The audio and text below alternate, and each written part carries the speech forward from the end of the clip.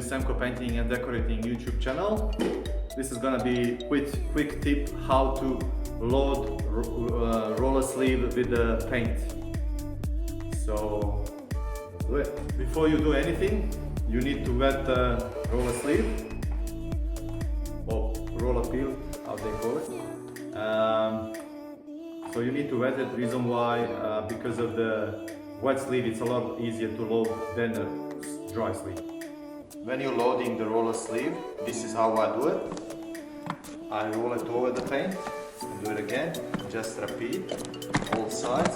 Then I press on the tray for paint to go deep in, and then roll it again over. Press the paint to go in. Roll it over paint again. And press to go in. And that's the loaded roller sleeve. Thank you for watching, guys. If you have any questions, please leave it below.